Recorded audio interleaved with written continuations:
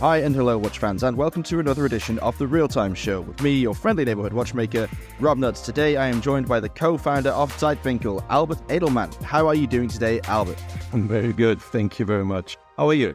I'm very well, thank you. It's good to have you here. We have met several times at events over the years, but we've never recorded a podcast together. So today is a very special moment for me, and it means a lot that you took the time to talk to us.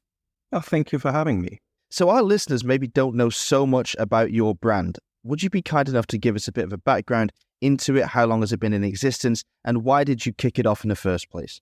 We are three friends from the southwest of Germany, one of which, Peter, had been in the watch industry for quite some time. And at some point, he wanted to start an own brand, or we had been discussing starting an own brand for quite some time. But we didn't want to do it the way everybody did, which was just purchasing movements, purchasing existing cases, and maybe designing a little bit around the dials, and then adding a healthy margin. So we got drawn into the rabbit hole of developing our own movement in the year 2006. So that's when we started the project and the brand. And we started to develop our own movement together with some partners. At the time, that was a small engineering office run by Laurent Bess in Le Locle. And we developed the movements together with him. We designed the watches, which was all in all a 3-year process. We had our first watches in 2009. So I'm studying some of the movements that you use today, and I see that's German silver there, right?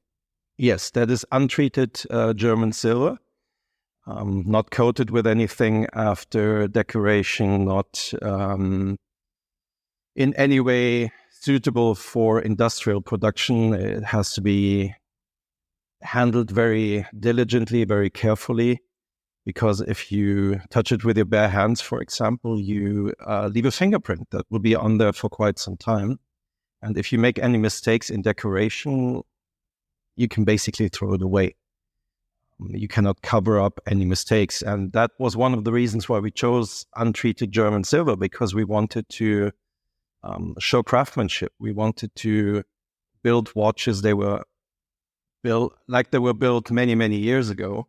And you see on some of the parts, maybe the character of the watchmaker that has handled them. On some parts, you can actually tell who decorated them or worked on them. But the other advantage is this untreated German silver is beautiful when it ages. It doesn't change color a lot, but it gets a very, very warm and glowing color, which is quite nice. It is very nice. Most of our listeners will probably have seen this it's a pale yellow gold hue, really, through the case back of Lange & Söhne watches, or maybe Moritz Grossmann, because it's a very typical, quite unsurprisingly given the name, German thing to use. Is that significant to you? Do you see yourselves very much as a German brand, and has that inspired the movement architecture and your principles as a company? Not really. Just because of the coincidence that the founders are from Germany, from a part that used to be French and German back and forth, doesn't mean the brand is in any way German. But I believe we have a good mix between tradition and modern traits. We have a good mix of cultures, which makes up a large part of the Swiss watch industry, by the way. And we mix elements that might be more common in watches from Germany with elements that are very, very Swiss. And Zeitwinkel is definitely a Swiss brand. So give me an example of some of those very German components and very Swiss components for those of our listeners that don't know. Okay. Well, the design of the watches and design of many components in the movement can be called Germanic. And some of the watch dial designs have been described as a touch of Bauhaus. But then again, the curves we have in the, let's say, the rotor design and some other elements are very, very French-speaking Swiss area. And then again, you have a 3/4 plate on the automatic movements, which is quite unusual, at least at the time when we did it, was quite unusual in Swiss watches. So we believe it's a good mix of different influences, but it's not a German watch. It's definitely a Swiss watch. So where exactly is this movement made? First of all, it's our own movement. You don't find it anywhere in any other watches. We don't make this movement for anybody else. And all the components are made in Switzerland, in the area surrounding our manufacture in Saint-Imier, which is in the Swiss Jura, between Biel, Bienne, and La Chaux-de-Fonds and Le Locle. And the components are made, or at least in the beginning, were all made by companies that are in that vicinity. And then what we do is we take them in-house, we finish decorations, we finish the components, and that's something that surprises many visitors to the workshop, that the majority, the bulk of our work is not assembling movements and assembling watches, but I would think more than 70% of what we do is actually finish and work on movement components. That is quite remarkable. How many people do you have working for you at this time? And that's the other big surprise that visitors encounter when they visit us. We have 3 watchmakers. So we don't make a lot of watches. We make in the vicinity of around 100 watches every year, sometimes more, sometimes less, also depending on factors often that we cannot influence, like when you're waiting for a partner to finish, let's say, a dial, and that dial comes a lot later than everybody had hoped for. And these 3 watchmakers are mostly working on the components of the movement. So let's say there's a visitor that comes in and expects to see something akin to a chocolate factory where you have a showroom and you have all these chefs and they fill pralines by hand and everything is very cozy. Whereas when they visit us, they see a watchmaker polishing away on one single component. And when they leave an hour or 2 later, he's still polishing a batch of the same component. And it might seem boring to somebody who visits, but it's actually quite fulfilling. And it's, I would say, traditional watchmaking. This is what it's about. It's not a machine churning out finished components and you clip them together, but you actually have to make them work. You have to make them shine. You apply decoration for various reasons, but one of them is to give the watch a character. And that's what they do. And then, of course, we assemble the movements, we test them, we take them apart again, we test them again. And finally, the assembly of the watches is something that needs to be done with a lot of diligence, but it's only the tip of the pyramid. So that's what the watchmakers get up to on a daily basis. But how about you? What does your life as one of the co-founders and people running the brand actually look like? If we leave out the breakfast part, I would say it's mostly discussing with customers. I get to do our social media. I get to take the photos and work on the social media presence, which is on Instagram, zeitwinkel.ch. And there's lots of stuff that usually gets done in larger companies by people who are specialized that we as founders do ourselves. And it's anything from taxes to administrative stuff to something hasn't arrived that should have arrived, something has arrived that shouldn't have arrived, whatever. It's as you probably know very, very well, it's all the stuff that you're not planning for and that you have to do. That is a strange truth about running a brand, isn't it? You spend most of your time doing jobs that you never even knew existed and praying that one day you actually get back to doing the thing that you took the task on board for. But what about your co-founders, the other 2 guys? Tell me about them. What are their backgrounds and what are they doing in the business now? Okay, my background is more in business than for the other 2.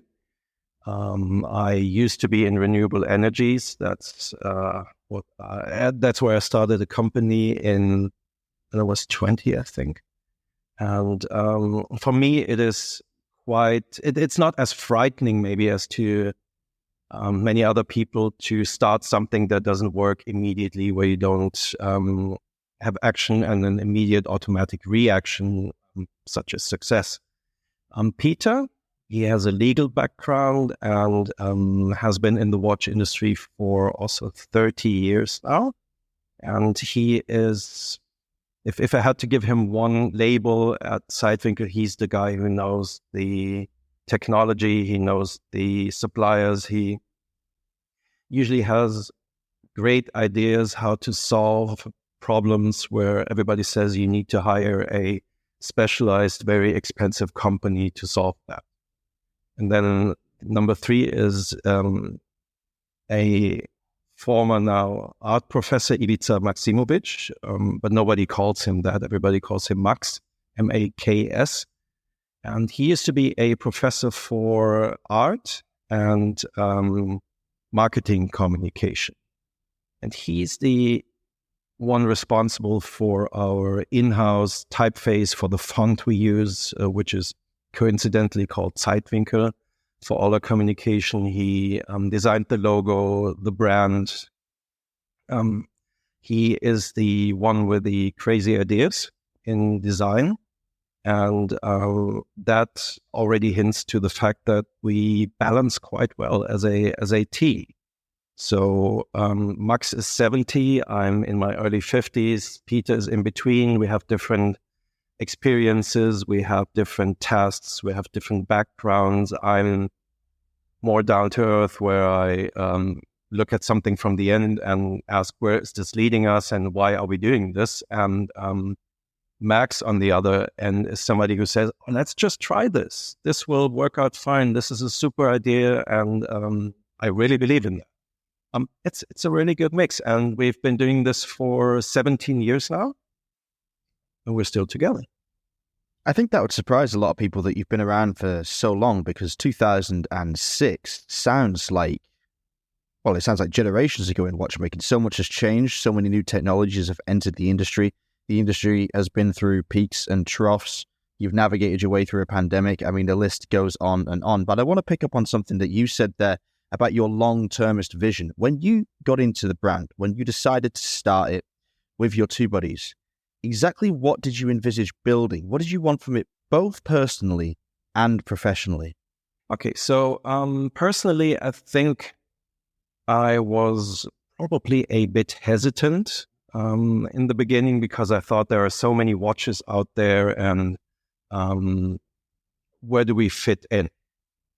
And as we started to discuss what do we want, and the watches you see is what we wanted. It's not something where we had a panel of watch enthusiasts and we chose the middle way of what they said. It's what we wanted. And as we discussed that, I was really drawn in to building a very nice watch. And of course, we didn't have knowledge of what was about to happen when we were in the middle of the development of the movements. For example, there was a financial crisis in 2008, which killed off a lot of companies in the watch industry, including our friends who helped us design and construct the movement. So all of a sudden we were faced with taking everything in-house and finishing the development, the prototypage of the movement in-house. All of these things were not expected. And I think we grew a lot along these challenges. And I think it is still what I envisioned personally. It has come true. So we have built the watches we wanted. We have stuck to our principles. We're not taking any shortcuts whatsoever. We're not hiring an actor to claim or an actress to claim they love our watches for an absurd amount of money. As a business, I think we, even with the knowledge that we had, and especially Peter had, we underestimated the many small challenges you have in terms of building your own movement and building watches the way we do. And if you add to that the financial crisis in 2008, the complete change in the retail landscape that happened. When we started, we sold through retailers. We were listed at Tourneau in the US and with many other also well-known retailers, but also how the whole landscape of independent watchmaking changed. Right in the beginning, when we came out with our own movement, everybody said that's a modified ETA, and you're not really building these movements. Nowadays, you don't have to explain to anybody what an independent watchmaker is. So along the lines of building watches for, at the end of the day, 17 years now, there were always challenges that you couldn't preempt, where you had to adapt, where sometimes you had advantages as a very, very small brand, but very often you had disadvantages adapting.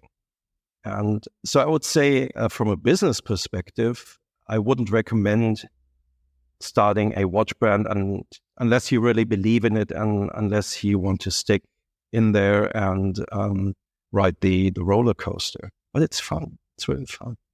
I mean, it is fun, and you always exude enjoyment whenever you're at fairs. You're one of the most cheerful brand owners that I've ever met, despite those many, many years of tumult that you had to endure to get the product exactly where you wanted it to be and to help people understand it. Because as you say, when you started the brand, the concept of someone making their own movement in the way you did was just completely alien. And it's, I think, maybe one of watchmaking's best kept secrets that you do have these movements inside your watches because they are absolutely gorgeous.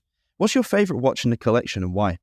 Oh, thank you very much. It's not only that we build our own movement, it's also we had an automatic movement. And when we started, it was very, very rare that an independent brand had an automatic movement, a self-winding movement that where the mechanism later became a bit of a standard with other brands. So what is my favorite watch? Depends on who asks. For the press, I would always say I love all my children and we love all our watches. Since nobody is listening, I would say our model 273 degrees in the smoked sapphire. But then again, we just received some new dials. We had been waiting for nearly 2 years now. And when I saw those on Wednesday, 2 days ago, when we were recording this, there might be a new favorite. Oh, it sounds like an exclusive is brewing there. What do you mean nobody's listening? We had 55,000 downloads over the last 30 days, Albert. Everybody's listening. Everybody that matters listens. Anyway, that's how highly I value our audience, the Real-Time Show Network. You know, we have a WhatsApp community that any listeners are welcome to join. All they need to do if they want to get involved with the Real-Time Show and get to know like-minded people is contact either me or Alon or David via any of the usual channels. You can find us on Instagram at RobNuds, ROBNUDDS, at Alon Ben Joseph, ALONBENJOSEPH, or at DAVAUCHER for David. And if you want to send Albert a message, you can do so on Zeitwinkel.ch. As you said, that's ZEITWINKEL.ch. Moving on, your long-term vision for the brand. If you were forced, and I'm going to force you because I'm an investigative journalist, as you know, I want to know exactly where you see this brand at the time that you either step away from it voluntarily or die in a horrible watchmaking-related accident, which is always on the cards. Yes, it's definitely on the cards. And by the way, that was a joke about nobody listening. And usually when people see me and see my straight face, they understand the German component because the humor is hard. That's why they keep me away from the bench, because they are super afraid that I will stab myself with a screwdriver or get attacked by a movement that I badmouthed at some point in my life. No, actually, I don't have a vision for that point in time. I want the brand to be successful, to remain respected, to remain true to its values, to not take shortcuts, to not become more marketing than content. But do I have a financial goal? Do I have a specific number of watches we want to build? No, it's rather a list of small things. And one of the biggest things in these small things is that we need to become much, much better at telling our story. So if I had to pin one thing up there, and that's obviously a very unusual answer, we have a lot to tell. We have very interesting stuff that visitors find when they visit us, or that watch enthusiasts discover when they look at our watches, but we're not good enough at telling about them. So we're one of those brands that don't need to invent a story, that don't need to spin anything around how this actor discovered one of our watches somewhere and then the watches became famous, whatever. But we're so busy running this company, we're so busy building watches that we will find time tomorrow to do it, but then tomorrow comes.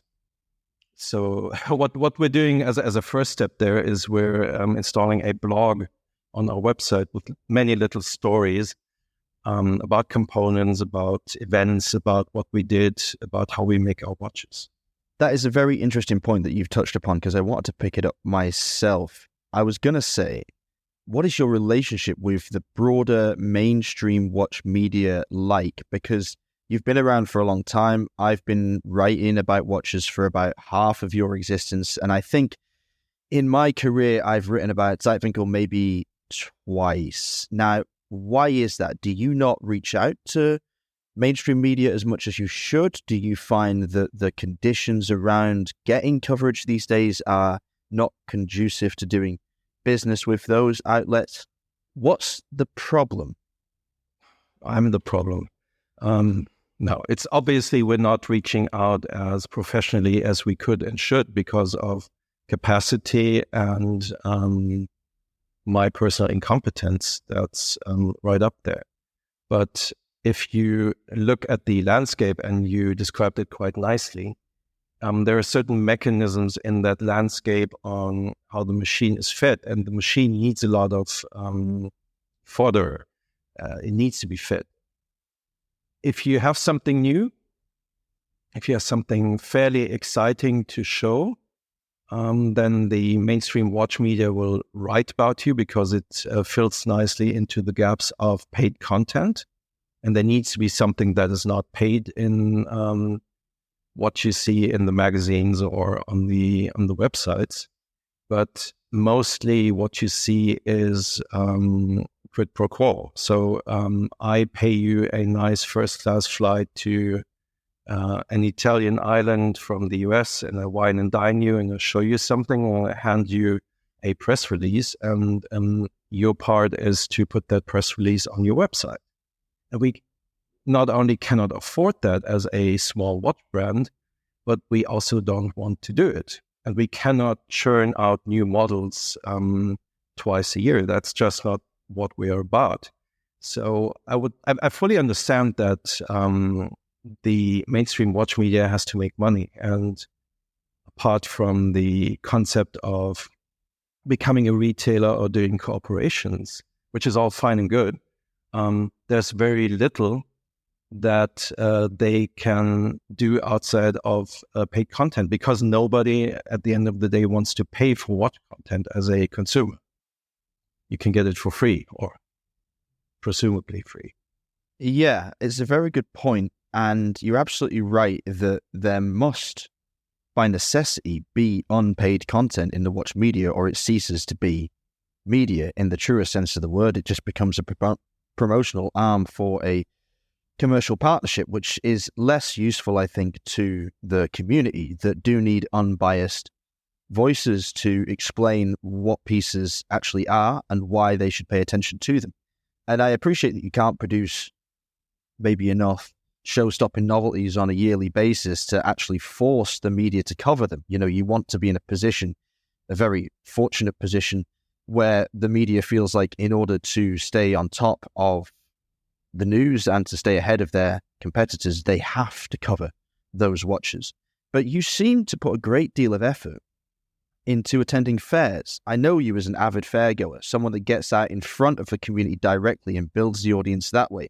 Do you think that that is an effective strategy for siring long-term relationships between the brand and the followers, or do you feel that you really need to balance that with some more mainstream presence? Absolutely, the latter. We need to be more present in the mainstream despite our limited resources, and we're working on that. So all joking aside and all sarcasm aside, we just have to pick our channels, because even if we put all our money into a page 3 ad in the New York Times, it would just be a drop on a very hot stone, and very few people would notice. So you have to. It's basically the sum of many small steps. And we have customers who purchase a watch, and we ask them, "How did you find this?" And they will say, "I read an article about you." And then I mention a list of articles that might have appeared in the last half year. And he said, no. It was about 10 years ago. And I've been looking at your watches since. So it's also extremely difficult to understand what works and what doesn't work. But maybe coming back very briefly to the fairs you mentioned, we started off doing Baselworld for a few years. And at the time, it was a wild bunch of small independents in a tent outside behind the parking garage where Baselworld had put all the relatives that weren't quite presentable. But you had companies like Max Büsser and Friends in there. You had Edelmann in there. You had Kudoke in there. So all of these have become quite interesting brands. But Baselworld for us changed. And what we do nowadays is very small events, or fairly small events, where we are in direct customer contact, where they get to talk to the founders, where we can actually show our watches and they can touch them. I believe that is much more interesting if somebody is really interested in independent watchmaking, to go to events like Watch Pro Salon, or we met in Finland, but there's at the watch show in Helsinki. We did Oslo this year. We will do Waterford in Ireland. Oh, very nice. It's to Ireland. I was born there. I know.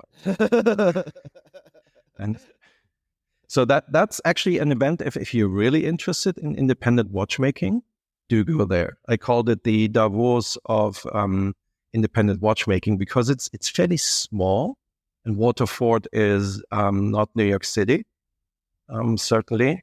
So you can walk in, and last year there were guys who walked in and they got to talk to Andreas Strehler for half an hour.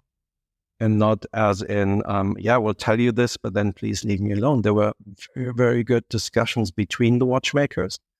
You had quite interesting mix of people there, from somebody who couldn't tell a quartz watch from a automatic movement, but they all got along splendidly. And what Johnny McElherron, who organizes the event, did was really build a memorable event for everybody involved. So this year, the lineup looks also very, very interesting. So shout out to Johnny. He's a friend of the show, a lovely man, and a great ambassador for watchmaking in general. I believe he's had a lot to do with the foundation of the Irish Museum of Time, which is also in Waterford. So if you get the chance to visit Waterford for this wonderful event, where you'll see a lot of great watchmakers, and do make a little bit of extra time during your stay to go to the Irish Museum of Time. It's, I believe it's built in an old church, and it looks like it's really excellently appointed, and definitely a smart place to stop by if you have some extra time. Definitely, it's really, really cool. So that's just to round this up. It's from September 22nd to 24th of this year. Throughout all of these face-to-face meetings that you've had with watch fans, have you been able to identify your target demographic? It's difficult, because that's, as they say in The Life of Brian, everybody's an individual except for me. If I had to have one common denominator, it would be that watch enthusiasts that have an understanding of watchmaking, that appreciate craftsmanship, and also people who don't need something flashy, who don't need a well-known brand to define themselves. But other than that, it could be somebody in their 20s who just likes the design and thinks it's super cool what we do. And we have had a handful of customers who were between 75 and 80 who had never bought what they considered an expensive watch, and who said, this is really right down my alley. I think this is what I want. So you talk about trying to widen your presence, shall we say, to grow your presence in the minds of watch fans, but the difficulties of doing that when it comes to paid partnerships with mainstream media outlets. You have pursued collaborations in the past. I remember, I think it was last year, you did one with Chrono Tempus, am I right? Yes, that's the Model 126 degrees. And it's a very nice watch. So firstly, I want to know, how successful was that project for you? And secondly, I want to know, what level of input did Chrono Tempus have in the design? Okay, so we have, first of all, we sell most of our watches directly to watch enthusiasts because we cannot afford the margins. And at least when we took that decision about 8 years ago, the retail landscape was such that we didn't find enough partners who really understood independent watchmaking, what it is about, and how much you have to explain about the watches. So nowadays we sell most of watches direct, but we have a few partners such as the limited edition Pietro in the UK, who really understands and who's a great proponent of independent watchmaking, and some other partners in Japan, in Bahrain, and also Chrono Tempus, who both promote our existing watches, but with whom we sometimes do collaborations. And in the case of the Chrono Tempus Zeitwinkel 126 degrees, that was super well received. Although, as it always goes when you plan something on time, we had significant delays to finally get the dials produced. And the input from Chrono Tempus was actually quite significant. They designed the dial, which is a beautiful multi-level dial with untreated German silver in the middle that picks up the movement material, with our logo that is the inverted W of our own type font, as a 3D tapestry in white around that metal, and then a black ring. They designed the strap, and for them we did something we would not want to do again, because we have a 21 millimeter lug width on that watch as opposed to our usual 20 millimeters. That is certainly an interesting lug width. The only brand I can think of that has 21 millimeters as standard is Fortis, and they quite cleverly chose 21 millimeters because it was palatable with all of their watches, no matter the diameter. So they have straps that fit every single watch in the collection. But you've really made a rod for your own back there by having one watch with a 21 millimeter strap. Why did you say yes to that? Because we're pushovers. No. I kind of half believe you. No, there's a design logic in it, and obviously we are quite flexible. That is an advantage of being a small brand. But we will only do things that are reasonable, unless you force us with money, and that are on brand. And there we are quite strict. And that. For that watch, it was just a logical step that we took. And it was very well received. We will bring out, so that was a 42.5 millimeter version. And we will have the 39 millimeter version of that ready in fall. And there's quite some interest for that. I can imagine, yeah, sub 40 millimeter watches are really taking off right now. So will it have the same movement in it, and will it have the same strap width? Yes, for the movement, definitely. The 102 automatic movement, but certainly not the same lug width. It will be 18 millimeters, and it will still look. Oh, very nice. I like the way that Chronotempus removed the logo from the center of the dial and used it in a repeating pattern. I like the cleanliness of just the word mark, Zeitwinkel. Now, my German is not excellent, but to me that word looks like it would translate directly as time angle. Is that close to correct? Yes, that is as close to correct as you can get. It actually means time angle. And that was another part of the process when we started the project. So we were maybe too focused on having the movements. And only then did we think about how do we package the movement. So obviously the design of the dials is already somewhat determined by the movement. And that was a lot of work to putting everything where it should be. But at some point you have to look at the brand name. And what was common then and is still common today is you purchase or grab a brand name that has been around for decades or even centuries, and you just claim that that is the tradition.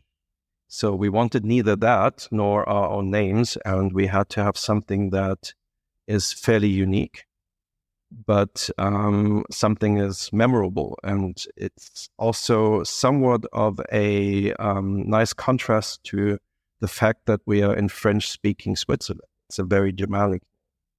Indeed it is. Does it have like a hidden meaning? Is it like you're approaching time from a different angle, or did you just like the way that it sounded as it rolled off the tongue? Well, it is a measure for the correct time at any given point because, we have time zones, but obviously the point in time when it is 12 o'clock somewhere is determined by the angle of the sun. And to make things easier, we divided Earth into 24 time zones. But if you want to calculate certain times, you need the angle to the sun, and that is the Zeitwinkel. So yes, it has a watch or horological meaning, but it's also an interesting name. There aren't just 24 time zones in the world. Yes, I'm fully aware of that. And every time you start designing a GMT watch, that's the point where you just put the pencil aside and say, okay, let's have a drink instead. So I think off the top of my head, and I'm sure if I'm wrong, please, one of our listeners correct me. I think there's 38 different time zones in total, including 15 and 45-minute offsets around the world, of which there must be 14. Do you ever plan on creating a watch that is able to calculate all of those time angles? And if not, because you mentioned the importance of the complications and how they affect the design of the dial, what other complications do you feel like you might want to bring into Zeitwinkel's catalog going forward? Okay, so we will certainly at some point have a second time zone for a watch, and we are thinking about how we will do that, but we will certainly not build a watch that automatically shows you the correct time everywhere, because all of these enclaves and exclaves of time zones are just mind-boggling. But what we will do next, apart from the new dial versions I told you about, which will bring a lot more color into our lineup, we're working on a second line of watch cases, because the current watch cases with their glass bead blasted sides that are super sturdy and they're polished parts, they are a modern twist on a classic dress watch type case. And what we're doing is we're picking up that design language, and we're having a more water with a higher water case with a higher water resistance that is a little rounder, that is a little sportier, where we can do things that are just don't work as good with our existing watch cases. So that will likely happen in the first half of next year. So talking about watch cases, where are they made? The watch cases are actually at the moment made in Germany, in the traditional West German watchmaking area. Are we talking Pforzheim? Pforzheim, the Pforzheim area. And the reason at the time was that with the lugs that we have that need to be treated in the exact same way to get this interplay of different surface structures. Nobody in Switzerland was willing to do it, and if so, they at the time quoted prohibitive pricing. So nowadays we have in-house machinery where we could make our own cases. We have all kinds of lasers, and we have a CNC and all of that. But we always have to pick: do we make it ourselves and use our watchmakers' resources there, or do we externalize it? I'm guessing your movements are made in Switzerland, your cases are made in Pforzheim. It follows that your dial and hands are probably made in Pforzheim as well? No, actually, we obviously have different dial partners, but most of our dials are made in Switzerland. And only, I think, one part was in also that area of Germany. But then you have to keep in mind, we're doing a lot of work on many of these components after we get them in. So it's always a mix between Germany and Switzerland if something is made in Germany. But the vast majority of anything by, well, some claim weight as a measure, it's probably rather value, is done in Switzerland. Some of it within walking distance of our atelier. I mean, this is starting to sound like this is a fully European-made watch. What about the straps? The straps are, also different strap types. But the straps are, if I'm not completely mistaken, mostly Italy. Good grief. Okay, so I'm trying to catch you out here. Where on earth is the Asian manufacturing coming in? Do you have any packaging, for shipping? I would assume that there is a certain component of Asian manufacturing in the watch boxes, even though we get them in Switzerland. It would be naive to assume otherwise, but that is one of the interesting things about Zeitwinkel. You peel away and you think, okay, the behind the curtain area must appear somewhere right now. It's on the map, but it doesn't appear. You just peel away. But that's our problem. We are what we tell we are. It's hard to get people to believe that, I guess, in the modern landscape. People are very cynical about the origin of components, but that you've given us a clean, straight-up answer, totally transparent to where all of the components are made, and quite honestly stated that there may be some Asian component to the packaging, but I was really being facetious there because I don't think anybody cares about where the packaging is made, because that's not what lands on your wrist or could end up in the hands of your descendants. And that's a question I have for you before I go back to collaborations and media and whatnot. Do you intend on handing this company down to a second generation, or are you more focused on just building it out as far as you can while you're still active in the company yourself? And at the beginning of 50, I believe I have another 50 productive years ahead of me. Anything else would be a surprise for me. No, I am not a believer in handing or in hoping that the next generation will fulfill my dreams. And that doesn't mean that I have a son, that my son, if he's really inclined on doing that, if he's really interested, if he finds that is exactly what he wants to do with his life, how he wants to mess up his future, then of course you can start discussions there. But if you hope that the next generation will put everything aside they want to do and just pick up your dreams or continue exactly what you were hoping to achieve, no, that doesn't work for me. So as I said before, our perspective is to build watches along the lines of our values in the exact same way that we're doing right now. Of course, we want to be more successful, better known, have more interactions, but it's not like we want to build a legacy. Okay. So talking of dreams, is there anything that you would like to try with the brand, but you feel you can't do within the confines of the brand itself, and therefore might like to explore with a collaborator? So a bit of context, whenever I was working on special editions with brands in the past, I would always say, look, you can do something really crazy and blame it on me. If it goes badly wrong, just say, well, that was the collaborator's fault. That was what they wanted to do. That was their vision. And through that experimentation, you can learn more about the brand and its potential demographic that you perhaps hadn't already tapped into. Is that something that appeals to you? Have you ever thought about it like that?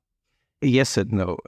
So we are three people who decide on things like that.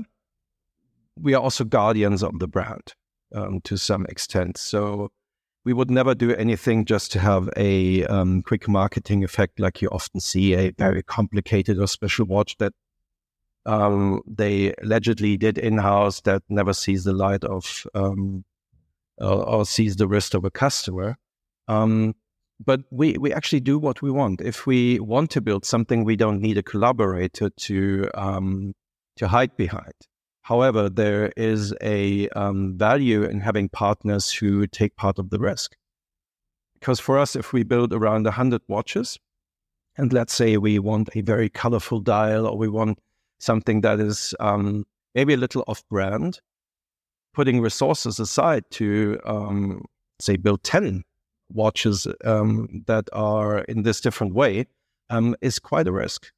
And if you have a partner who says, I can definitely sell half of them, that makes things a lot easier for us. But we don't need anybody to hide behind. If we want to do something, we do it. And if it's technically so complicated that we cannot do it alone, or it takes up so much resources, we probably also cannot do it. Very nice. Thank you again for being so transparent there. So tell me this, are you a watch collector yourself? Yes, to a certain extent, but I don't have this fascination with having to have every watch of a certain brand or every, I don't know, one watch from every brand. I have a few vintage watches. I like Omegas, the old watches. I have a Gégé Lecoultre. I have a old Lange and Patek and one of the very old Rolexes that still looked like every other watch in that period from the 50s. But I wouldn't say that since I was part of starting Zeitwinkel, I have gone out to buy any other watch, unfortunately. Is that because you can basically make what you want for your own wrist, or because the other watches don't offer you anything other than, I guess, historical significance is the consistent thread between all the pieces that you just referenced there? Yes and no. It's because I like them. It's not that I said, if I have this watch, I also need that watch to reflect a certain period. But if you run your own watch brand, you put all your resources into that. And of course, you could say, I now want a, say, pink dial, so you have one made for you. But that's not what I do. I just focus on making the best possible watches and making this company and the brand work in the way it should. And for quite some time, a lot of my attention and resources fully went into that. It's we're talking about 80 to 100-hour weeks at some point when you say, this is very theoretical. Let's say you had a pandemic and your complete supply chain collapses and nobody knows where things are going. You don't think of buying any vintage watches if you want to keep everything afloat during times. Yeah, I suppose that makes perfect sense. So looking around the industry now and at the peers that you interact with frequently at events and those that you only get to view from afar, which brands do you like and admire, and why? Is it do you look at it more from a product perspective or a promotion perspective or something else? It's a 360-degree answer I would have to give there, because you have so many different aspects that you also just mentioned. So I think the common denominator for brands I really like is honesty. However, once that is on the table, you look at different things different companies do well. So let's say Fears. Nick from Fears, he's an excellent storyteller. And he's somebody who's very, very good at letting people know what his brand and what he as a watchmaker and brand owner is about.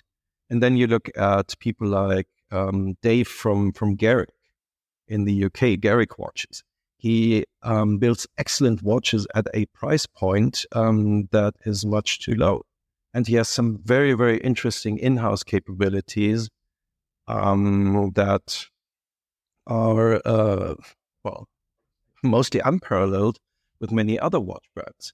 But then there are also admire a company like Rolex, which has been able to industrialize a standard quality at a very, very high level. Very nice answer. And thanks for actually naming brands so candidly. So, last question on the subject of other brands and collaborations, because we've talked a lot about both. The recent Only Watch auction collection for 2023 has just been announced. And within Only Watch, we occasionally see brands team up and create something one-off for a lucky bidder to buy in support of research into Duchenne muscular dystrophy. The next Only Watch auction is 2025. Do you envisage the possibility ever of collaborating with another brand on a watch, maybe for that auction or for some other purpose? And if so, which brand would you like to bring into Zeitwinkel to create something entirely new? Hey, we would be prepared to do that as long as it's more or less on brand. So I think it would be difficult because there's a relevant set of maybe 20, 25 brands that think like us that would work. I think it would be quite difficult for us to do something that doesn't incorporate our movement because that's what we are about. But say I mentioned Garrick. Garrick is a great brand. We could easily imagine doing something with them. And there are quite a few other smaller independents who would also fit that bill. So it would be a smaller independent, and it would have to be something where you see the character of both brands in the outcome of the watch. Yeah, I think it would be a travesty to get rid of your movement in a collaboration. I think, therefore, you're right in saying focusing on a smaller, more artisanal brand when it comes to the aesthetics might be interesting. Someone like Garrick is a perfect one, or Anordain, for example, for an enamel dial. That would be a nice team up. Okay, well, let's talk more about that off air. Yeah, absolutely. And I think if you look at that, somebody who's specialized on dials, and maybe a third company that is specialized on cases, and then we all get together, and you don't have to do something just for the purpose of having done something completely different. But what I would like to do is build something that people actually like, where they say, oh, this is really an only watch. It's something that I really want to buy because I want the watch, not because I want to be seen by. I think that there's a lot of potential there. You never know. Maybe those conversations should start sooner rather than later. Albert, thank you very much for your time. It has been a wonderful chat, and it's been really great to hear you talk so openly about the brand, the challenges of starting and running a watch company in the modern day. And I look forward to seeing you at another event in the near future. And good luck in Waterford, and anyone that wants to go along. Like we say, you will not be disappointed. If you have any questions for Albert and you would like to know more about Zeitwinkel, then please do get in touch with us. You can contact me on Instagram, either ROBNUDDS or Alon at ALONBENJOSEPH. And you can contact us via email, either Rob or Alon at therealtime.show, or via the contact form on the website, www.therealtime.show. Please like, follow, subscribe, and share the podcast. And if you have time, please leave us a very shiny 5-star review. We'll be back next week. And until then, stay safe and keep on ticking.